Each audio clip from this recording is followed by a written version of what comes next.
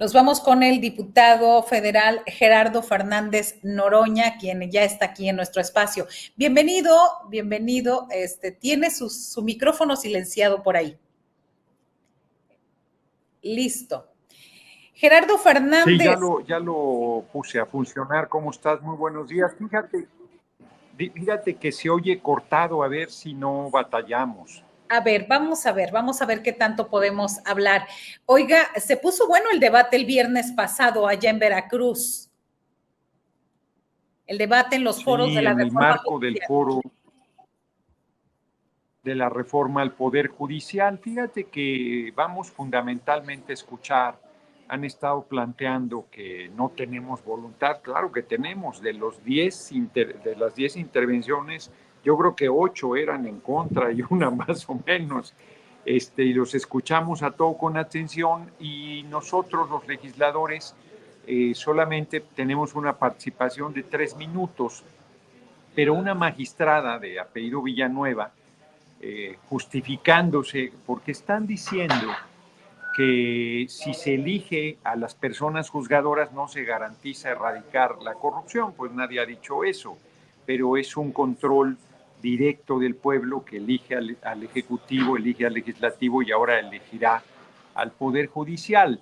Y en su intervención dijo que familiares del compañero presidente, le digo yo compañero presidente, estaban vinculados a casos de corrupción. Me pareció, además de irresponsable, muy grave. Si cualquiera hace ese tipo de aseveraciones, me parece temerario, pero que una persona juzgadora, magistrada además, no cualquier persona juzgadora del Poder Judicial Federal, haga una intervención de esa naturaleza en un foro de debate convocado por el Congreso mexicano, me pareció el colmo de la irresponsabilidad, y por eso le dije: presenta la denuncia. Ni siquiera presenta las pruebas, presenta la denuncia. Ustedes tienen el control del Poder Judicial, nosotros no tenemos ninguna injerencia en él, así es que si lo que tú sostienes es verdadero, se aplicará la ley.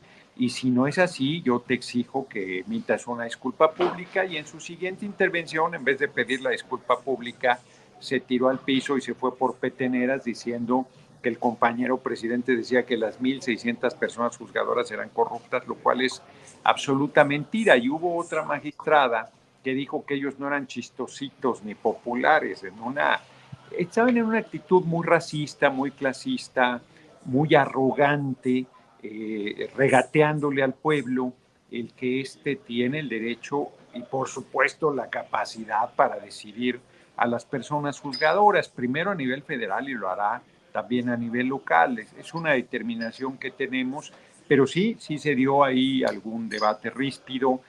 Fue un ambiente diferente a los foros anteriores, porque ahora no solo estaban protestando, que ya había sucedido en Tuxtla Gutiérrez, el Día del Abogado, por cierto, sino que además el propio auditorio era un auditorio hostil, era un auditorio que rechazaba tajantemente la reforma que ha propuesto el compañero presidente y que pues no tiene marcha atrás. Eso parece que les cuesta entenderlo, digerirlo. Entonces sí fue además una jornada donde hubo protestas en diversos lugares. Entonces todo parece indicar que vamos a una confrontación mayor. Es el último reducto del conservadurismo, el Poder Judicial, y yo creo que no tienen de todos modos margen de maniobra, porque es una determinación tomada. O sea, esto quiere decir, entonces los foros no sirven. Sí, claro que sirven para ver las partes que no se habían considerado, para resolver el tamaño, la magnitud de una iniciativa de esta naturaleza, para fortalecerla, pero no vamos a cambiar la determinación de que las personas juzgadoras se elegirán en 2025, idealmente el primer trimestre de 2025 para ser preciso. Sí. Diputado, hay una situación, hay voces que señalan que además de elegirlos por el voto popular, es necesario que se castigue a quien ha favorecido con sus determinaciones a los poderosos, a los que tienen dinero y no a la mayoría de la población que ha sido afectada. ¿Cómo tienen ustedes programado? Y le pregunto porque faltan solamente 4 foros para terminar estos diálogos. Sí, está considerado. De hecho, justo el tema de debate o de análisis del viernes en Jalapa, Veracruz, era ese, el de actualmente el Consejo de la Judicatura concentra esa responsabilidad de investigación, de supervisión, de sanción en su caso, y también concentra la parte administrativa.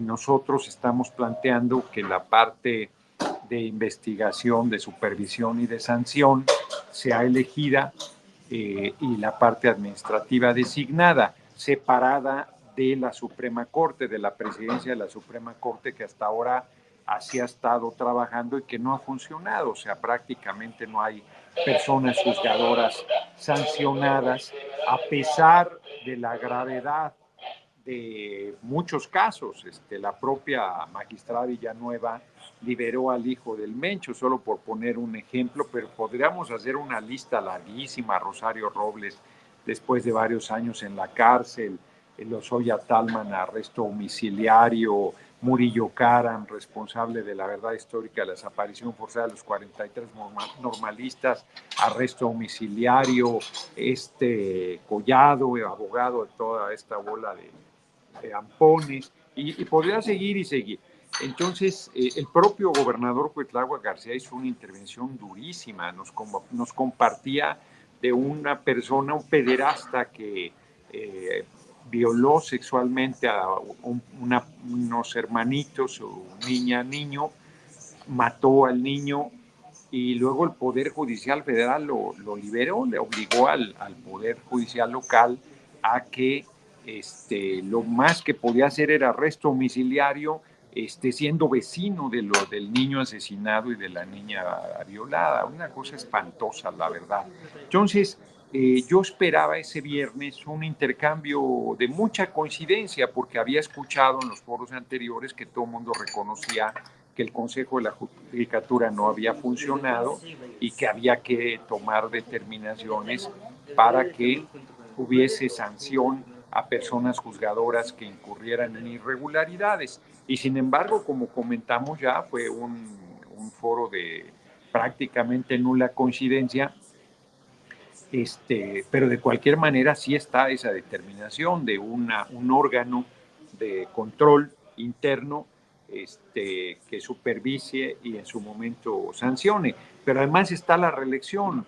Van a ser elegidos 2.600 personas juzgadoras, pueden ir a la elección, tienen derecho y pase automático, y si son elegidos por el pueblo, a los 9 años volverán a ponerse en consulta, y si la ciudadanía valora que han hecho un buen ejercicio, pues serán reelegidos nuevamente, y si piensa que no, no les darán la confianza. Entonces, es un sistema totalmente diferente a lo que hay en el mundo, porque no existe, hay países que eligen a determinados, Bolivia la Suprema Corte, Estados Unidos a determinados jueces, Japón creo que tiene un sistema también en ese sentido, pero no hay uno en el mundo que elija a la totalidad de las personas juzgadoras. Entonces, hasta en eso estamos abriendo camino. Decían con mucha majadería el viernes quienes participaron por el Poder Judicial que estábamos haciendo, que era una propuesta no seria, que estábamos, ¿cómo decían ellos? Como practicando, como experimentando es la palabra. Entonces, no es así, es una propuesta seria y es una propuesta de que el soberano es el pueblo y tiene facultad absoluta. Es una lástima que no hubiese llevado, porque le he compartido en muchos foros y me parecía ya repetitivo, reiterativo, una cita de Francisco Zarco, que fue constituyente de 1856, 56-57, y que fue el cronista además. Y hay una parte muy bonita donde dice que se va a elegir a las personas juzgadoras, en este caso a los ministros de la Corte, y luego dice van a ir los mejores, los más probos, los más destacados, los que más nos enorgullecemos de su trayectoria. Y claro, dice, pues se puede mandar algún imbécil a la Corte y no pasa nada, los hemos mandado a otros lados, pero si eso sucediera, pues como van a ser amovibles, esto es que se pueden quitar, y sobre todo que tienen que ir a la reelección, pues la opinión pública que va a estar vigilante, el pueblo, para decirlo de manera más precisa aún, pues con su vigilancia y su control, pues retirará en su momento, en el peor de los escenarios, en el momento de la reelección. Claro. Diputado, ¿cómo es su relación con la virtual presidenta electa Claudia Sheinbaum? Y le pregunto Muy esto. buena. Muy buena. Y le pregunto esto porque algunos medios han difundido de que usted está en desacuerdo con la reelección que ella Bueno, ha eso es pedido que cierto. se elimine. Eso es cierto, no es una propuesta solamente de nuestra compañera presidente, Claudia Sheinbaum Pardo, sino está en los estatutos de Morena, dentro de la visión de mis compañeros y compañeras, el propio compañero presidente, está la convicción de que no debe haber reelección. Yo creo que, pero eso no tiene que ver con la relación, inclusive con la relación política, que es espléndida. Yo le tengo cariño, respeto y reconocimiento y estoy muy orgulloso de apoyarla, de que sea nuestra lideresa y de que sea nuestra virtual compañera presidente de la República, y la voy a apoyar con toda la firmeza con que apoyé al compañero presidente estos casi 6 años, y lo apoyaré hasta el último segundo de su mandato, el último día de septiembre de este año. Entonces, ahí simplemente somos un movimiento de hombres y mujeres libres, y yo tengo la convicción, mira, justo el ejemplo del Poder Judicial. ¿Por qué va a haber reelección en el Poder Judicial? Porque es correcto, porque hay una carrera judicial, porque eso es una especialización, no es cualquier cosa. Entonces, cada 9 años tú le vas a dar oportunidad a un juez de que el pueblo determine si continúa hasta cada 9 años hasta el final de sus días, o si lo retiras, le retiras la confianza. A mí me parece que en política es exactamente lo mismo. Los políticos, las políticas, tenemos el vicio pequeño burgués de comer 3 veces al día, y entonces requerimos pues de un ingreso, y el ingreso te lo da la responsabilidad, el cargo que tienes. Y si tú no puedes ir a la reelección en la mayoría de los países democráticos del mundo, las carreras políticas se hacen en el Parlamento. Hay países como Estados Unidos, por ejemplo, donde no hay límite al número de reelecciones, puedes reelegirte hasta morirte, que fue el caso del senador Ted Kennedy, por ponerte un ejemplo. Y la mayoría de países tienen reelección parlamentaria prácticamente sin límite. En nuestro país, a raíz del porfiriato, que fue una dictadura muy larga de 35 años, la no reelección se convirtió en un principio muy importante, pero hay que recordar que sí había reelección en nuestro país después de muchos años para presidentes municipales y para legisladores locales y federales, siempre que se esperaran un periodo. Esto es, te elegían para el 2024, 2024, 2027, de 2027 al 30 no podías participar, y en 2030 podrías regresar. Hicieron en 2014 el PRI y el PAN un cambio constitucional para incluir la reelección inmediata, que fue lo que nos sucedió a nosotros. Aplicó a partir de 2018 y podías ir hasta 4 periodos, esto es 2021, 2024, 2027 y llegar a 2030. Nuestra virtual compañera presidente ha planteado que ya presentó la iniciativa para que a partir de 2030 se elimine la reelección. Yo lo considero un error, porque no ataca el tema de fondo, que es los cacicazgos, porque ha habido no reelección y hay cacicazgos, porque el alcalde en funciones pone a que lo suceda a su esposa o su hija o su hijo o su amante o su hermano o su hermana, y entonces mantienen el control del municipio. A mí me parece que, al igual que en el Poder Judicial, debe ser el pueblo con su voto el que decida si alguien debe permanecer o no en la responsabilidad pública. No estoy diciendo que se abra, no ha existido para los gobernadores, no estoy planteando eso, tampoco estoy planteando en la presidencia de la República, simplemente estoy planteando que quedara como está en este momento, que hay cierto límite, creo que hasta 4 periodos en el caso de quienes tienen cargos por 3 años, y 2 periodos en el cargo de los senadores, que tienen por 6 años. Y yo esto lo voy a decir en tribuna.